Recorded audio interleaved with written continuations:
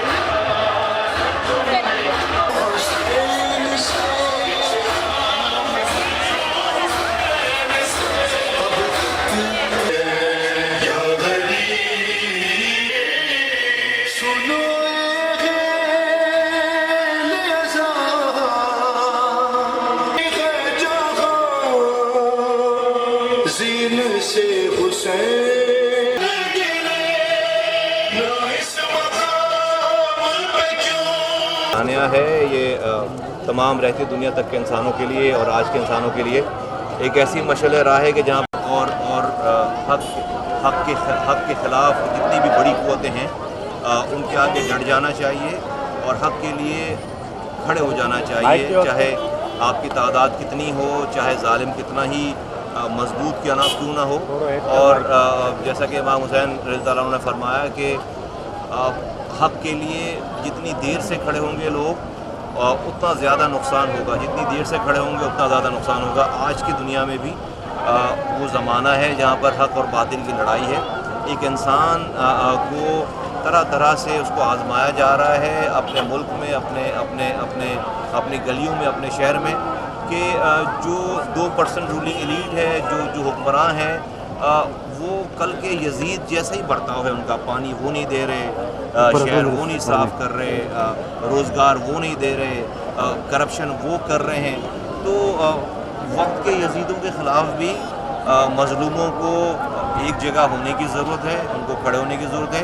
जितनी देर लगाएंगे मज़लूम जुल्म के ख़िलाफ़ खड़े होने में उतना ज़्यादा नुकसान उठाना पड़ेगा। और अगर कोई ये कहता है कि ये बात पॉसिबल नहीं है, हम कैसे करें, हम तो आम शहरी हैं, हम आम लोग हैं, तो इमाम हुसैन रज़ियल्लाहु अन्हु ने और उनके तमाम खानवादे रसूल सल्लल्लाहु अलैहि वसल्लम ने ये बात करके दिखा दी। तो और किसी इंसान को अब ये एक्सक्यूज़ नहीं है उसके पास कि वो किस हालत में वो कमज़ोर है और वो किस हाल में इस ज़ालिमों के ख़िलाफ़ खड़ा हो। इसलिए कि बेसर व सामानी के आलम में किस हाल में ज़ालिमों के ख़िलाफ़ खड़ा हो। अगर किसी को ये एक्सक्यूज़ होता तो ये आज हम ये दिन नहीं मना रहे होते। तो इमाम हुसैन रज़ियल्लाहु अन्हु ने, उनके ख़ानदान ने क़ुरबानी देकर तमाम दुनिया भर के मज़लूमों को ये सबक दे दिया कि जुल्म के ख़िलाफ़ खड़े होने में कोई आर नहीं है और कोई एक्सक्यूज़ नहीं है।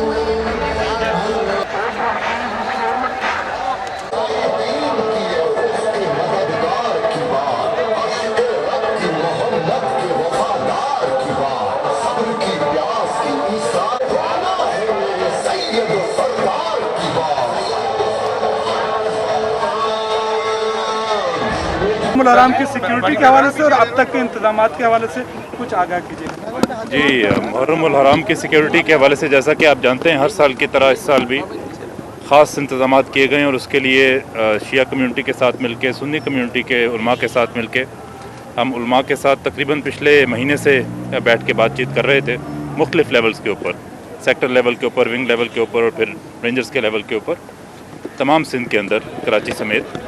और उसके नतीजे में तकरीबन आज 9000 से ज़्यादा जो रेंजर्स के ट्रूप्स हैं वो और इसके साथ साथ जो पुलिस के ट्रूप्स और तकरीबन 20 से ज़्यादा फ़ौज की जो कंपनियां हैं जो इस काम के लिए मुतय्यन हैं। फ़ौज की कंपनियां रिज़र्व में, जबकि रेंजर्स और पुलिस आपके सामने। अल्हम्दुलिल्लाह अभी तक इंतजाम के हवाले से तसल्ली बख्श हिसाब किताब जा रहा है और मैं ख़ास तौर पे शुक्रिया अदा करना चाहूँगा शबर भाई और तमाम शिया कम्यूनिटी का और इनके उलमा का कि इनकी वजह से हमें मैनेजमेंट में बहुत आसानी हो रही है। जी, अच्छा ये बताएं कि मतलब किस तरह निगरानी की जा रही है, जैसे कि सेंट्रल कमांड बनाया जाता है, फतही निगरानी, इंटेलिजेंस मुख्तलिफ, क्योंकि पूरे सिंध इस वक्त। जी, तमाम चीज़ें जैसे मैंने बताया ये तैयारियाँ तकरीबन 1 महीने से शुरू हुई थी और पिछले महीने के दौरान हमने शहर के मुख्तलिफ़ इलाकों में कॉम्बिंग ऑपरेशन भी किए हैं ताकि वो एलिमेंट्स जिनकी इतलात हमें मिल रही थी कि मुहर्रम के दौरान शरारत कर सकते हैं उनको फ्लश आउट किया जाए, उनको निकाला जाए। उन कॉम्बिंग ऑपरेशंस के अलावा जो शहर के तकरीबन तमाम इलाकों में जहाँ से जुलूस ने निकलना था हुए, इसके अलावा इंटेलिजेंस बेस्ड ऑपरेशंस चलते रहे हैं तमाम महीना और अभी भी चल रहे हैं। इसके अलावा जो निगरानी की जो आप बात कर रहे हैं वो तमाम ज़राए से, चाहे वो हेलीकॉप्टर के ज़रिए या जो हमारे पास ड्रोन्स होते हैं उनके ज़रिए, और इसके साथ साथ जो हमारे ट्रेडिशनल ज़राए हैं जिसमें हमारे ट्रूप्स मुख्तलिफ वेंटेज पॉइंट्स के ऊपर मौजूद होते हैं और वहाँ से वो जुलूस की निगरानी करते हैं और ये कंट्रोल रूम के अंदर सारी की सारी फीड आ रही होती है। इस दफ़ा जो ख़ास बात कंट्रोल रूम में की जो पहले नहीं होती थी वो ये है कि कंट्रोल रूम के अंदर इस दफ़ा तमाम मकातब फ़िक्र के नुमाइंदे भी मौजूद थे ताकि बजाय इसके कि कोई वाक़या, कोई नाखुशगवार वाक़या रूनुमा होने के बाद उसको देखा जाए, अगर ऐसी इतलात मिलती है कि कहीं बच्चों की आपस में, जो नौजवानों की आपस में चपकलिश की वजह से कोई वाक़या होने जा रहा है तो उसको वहीं मुख्तलिफ मकातब फ़िक्र के बड़ों के ज़रिए वहीं काबू किया जाए और वो बड़ा अच्छा रहा अल्हम्दुलिल्लाह। हम कल भी यहाँ पे बैठे हुए थे, बातचीत कर रहे थे, आज भी, और यही मेकनिज़म जो यहाँ का जो हमने इस्टेब्लिश किया है वो तमाम सिंध में कंट्रोल के लिए इस्तेमाल हो रहा है। 15 अगस्त को और 14 अगस्त को एक ब्लास्ट होता है और आपने भी कहा कि थ्रेट्स भी मौजूद थी, तो कितना अच्छा आपका ओवरऑल देखते हैं कि बहुत अच्छा ओवरकम किया आपने और माशाल्लाह आज कमले आधा दिन तो गुजर चुका है। इस हवाले से, जवानों के हवाले से क्या कहेंगे, कितनी मेहनत की गई इस बार? जी, इसका तमाम क्रेडिट इनके जवानों के सर है जो आपके सामने पुलिस के, रेंजर्स के, फ़ौज के खड़े हुए हैं सारा दिन, सारी रात। बल्कि मैं कल बात कर रहा था कि इनको रेस्ट देने के लिए भी हमें कोई हिकमत अमली वज़ा करनी पड़ेगी क्योंकि पिछली दफ़ा से ज़्यादा दबाव है। हम नहीं चाहते, हमने किसी किस्म का कोई सुकम अपनी तरफ से इंसानी तौर पे छोड़ने की बिल्कुल कोशिश की कि ना हो। उसकी वजह से हमारी जो डिप्लॉयमेंट है वो पिछली दफ़ा से ज़्यादा है। इन लोगों को सलाम है जो सारा वक्त खड़े यहाँ पे सिक्योरिटी का इंतजाम करें। इसके साथ साथ जो कम्यूनिटीज़ के अपने स्काउट्स हैं और जो उलमा हज़रात हैं उनके ताउन की वजह से भी ये मुमकिन हुआ। अगर खाली ये सिक्योरिटी होती तो शायद मुमकिन ना होता। कम्युनिटी के अपने ताउन की वजह से भी बड़ा फ़ायदा हुआ हमें। मेहरबानी।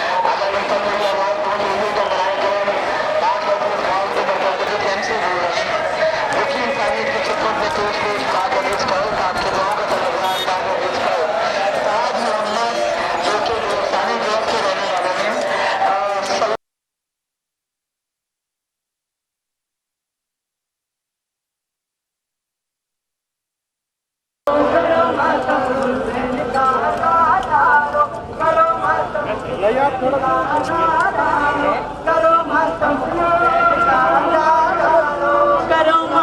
हुसैन का आज़ादारो, करो मातम हुसैन का आज़ादारो, करो मातम हुसैन का आज़ादारो, करो तलब नहीं की, बल्कि मौला ने इन्हें मोहलत दी कि जो इनकी सफों में इस तरफ आने से नहीं फरमाया कि अजान दो। अली अकबर की तरफ मुतवज्जे हुए और कहा, अली अकबर बेटा आज तो अजान दो। इनकी इमामत सैयद शुहदा ने अदा की और उसके बाद सफों की तरतीब शुरू हुई। मौला ने उधर फौजी अशकिया ने भी अपनी सफों को तरतीब दिया। 72 को इस अंदाज से मुरतब किया हो।